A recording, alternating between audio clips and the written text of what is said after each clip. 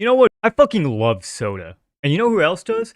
The main character of Akikan. A show all about sentient juice and soda cans that turn into magical anime girls to do battle in the great Akikan elect. AKA, the war to find out which is superior, steel or aluminum cans. When I came across this anime, I thought I just had to do a video on it alone because of how absolutely insane it is. By far, one of the most ridiculous things I have ever watched in my life, and that's not just the insane premise. Now, let's watch the adventures of Kakadu and Melon.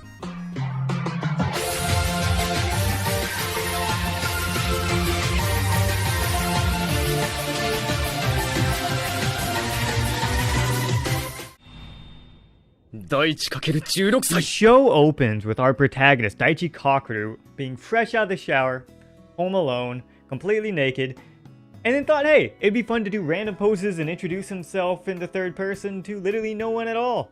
Then, mid-dramatic pose, he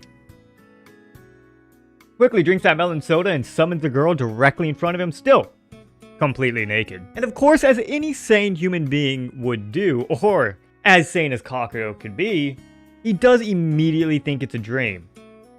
And so he immediately tries to harass her. Then things move very quickly. He gets blown up, his silhouette on the wall, and the two agents appear that are actually supposed to know what's going on in the world. And the male agent takes every single opportunity he has to sexually harass younger men.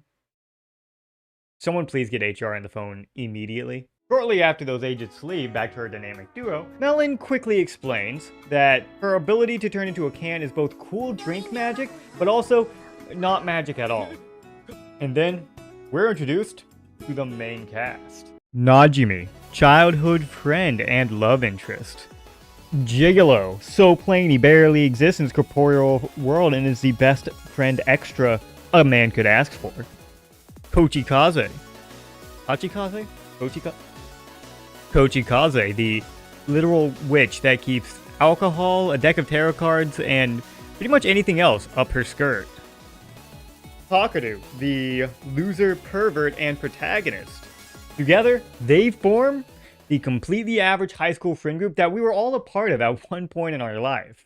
And finally, episode 1 is coming to an end, with Melon almost dying, getting air blown into her that recarbonates her, and then actually getting her name Melon.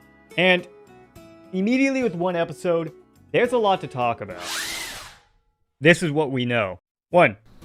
These are called Akikans, or empty cans in the English word. 2.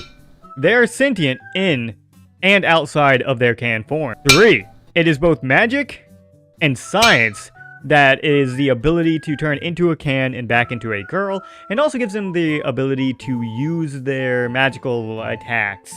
And the catalyst to swap between them is a kiss on the lips. And 4, their juice is their lifeblood, which works by circulating the needed gases or carbonation that keeps them alive. And this immediately runs into one concern of mine. Are they sentient before? 1 second. One. Okay. Are they sentient before or after the tab is pulled? Because if they are sentient before, imagine this. You are trapped, unmoving, in between two metal cans in this cold environment with a window that you can't see out of, but you know is there, perpetually stuck in this eternal, unstimulating darkness until finally someone comes by, buys you, and chooses to drink you, in which you finally have a body.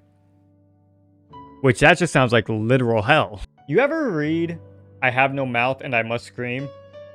It would kind of be like that. You all of that? Let's continue with childhood trauma. As every great protagonist, he did murder 2 people when he was in middle school. Of course, it was to save his childhood friend, Najimi, but this also caused him to be ostracized from his peers, and he grew up to be a lonely pervert. There's a fucking hair on me. Get out of here. Next, we get a lot of info at very quick speed.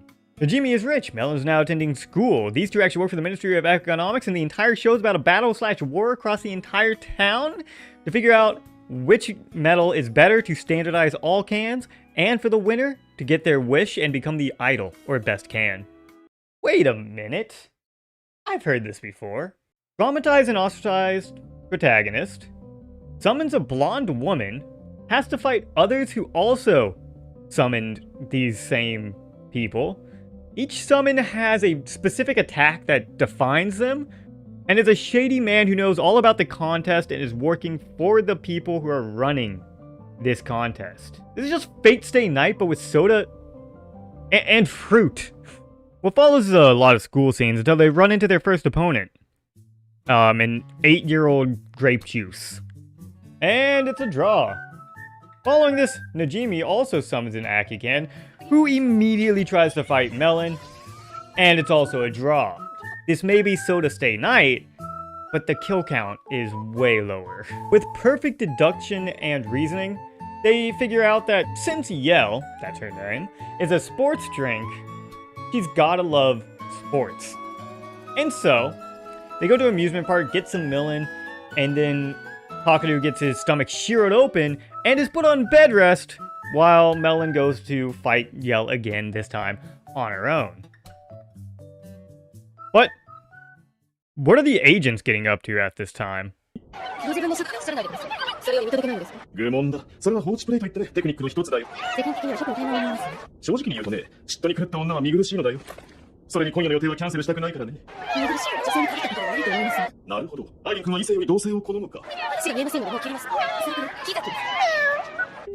なんだ。確信に下手で怒ったのか。The fight is heating up between Melon and Yell as batter and pitcher. But Kakadu realizes he has to be there for Melon. So with the help from Gigolo and Kochikaze, he ends up getting there just in time to score a home run, probably breaking open every stitch in his side, both literal and metaphorical. Through his show of pain tolerance and absolute disregard for his body, he does manage to sway them into a very loose friendship / truce in this battle. And that marks the middle of the show. 6 episodes. So let's review. Oh, sorry. There we go. Cans are girls, agents are incompetently competent. The 3 Akikans that are important are Melon, Butiko Grape, and Yell Sports Fruit Flavor Drink. Gigolo is the best barely corporeal friend a man could ask for. And Kochikaze has a TARDIS under her skirt. Got it? Good. What follows is Gigolo being completely owned by the class, and the most overt sexual harassment of a teacher I have ever seen in my life. この三角木馬の問題よな。三角木馬だろこれは。この形に他のどんな意味がある。さあ潔く三角木馬にまたがってみせるのだアイリン君。だからこれは恥ずかしいのか。But at least I'm not the only one that thinks math teachers are hot. And then they play baseball really incorrectly, and we finally get back to the main plot. Sorry, did I say main plot? I actually mean 3 full episodes of enjoyable slice of life where nothing of substance happens the entire time. So here's a quick summary. Hakuto has tickets to the promised date with Najimi. They go to the token pool for the token swimsuit episode. Gigolo gets fucked over. Kochikaze fucks over Gigolo. The agent tries to fuck Gigolo. The 2 cans creep after their owners emotionally. Hakuto slips through a confession. Melon gets a job as a maid at the maid cafe. Najimi's watch costs over $1 million or 7,500 American dollars. He also gets a job misunderstanding what it means to use your body for work. He gets a job as a construction worker. Both cans have a depressive episode, and then they run from the problem for like the 5th time in the show. Using the power of playing catch, everyone makes up and it's all totally fine. Kochikaze has a witch Halloween themed birthday party. Melon tries to ruin a very expensive Japanese floor with her radioactive melon juice soda, then does a cannonball into an ice bath full of melon soda. Butiko gets harassed by a cat, then harasses the cat, then does her hair, then does a tea party as a princess. Meanwhile, Yo does chores. Cat's around, ruins his chores, does them again. Everyone regularly chants a Japanese ad slogan, each ni sangria, ni sangria, sangria. And that catapults us directly into the final 2 episodes, the finale, or as I like to call it, actual story progression. Now, this is what we've all been waiting for. What literally all of us have been waiting for, especially you in the back there, Dave. I see you back there waiting for this exact moment. A single glimpse of the villain who Mewtwo's her way out of a top secret Akikan facility and then starts stalking our main protagonist. She reveals her power of being able to make diet drinks, which have no sugar and 0 calories, so they're better for you, but also have a far lack of power because they have no body substance. I wonder what this is trying to say about diet drink flavors in this show. He then uses her diet drinks to quickly take down Melon and Kakadu before leaving Kakadu determined, alone, melonless, but with a plan. But what is this plan, I hear you asking in the back there? It's really quite simple. Harass her until they get her into a catastrophic near-death collision, and then get on his knees and beg her to give Melon back.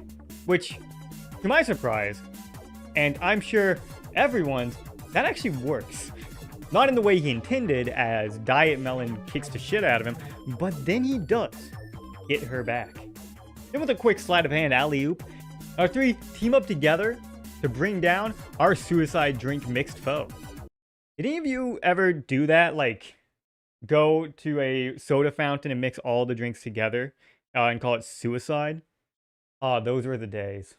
Those birthday parties over at the laser tag years ago, where we'd all drink the most disgusting concoctions known to man.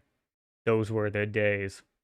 Finally, with their powers combined, they use their Melon Grape Baseball Fusion Soda Triple Threat, patented, royalties trademarked, open happiness, each Nissan Gria Coca-Cola, caffeine included super attack!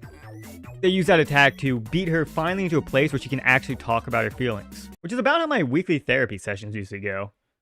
And much like anyone else in therapy, she was entirely mentally destroyed by a cat leaving her. Then, Kakadu puts the salve of emotional understanding on her, names her Miku, and the show ends with the iconic line, "Would you like a drink?" Agree.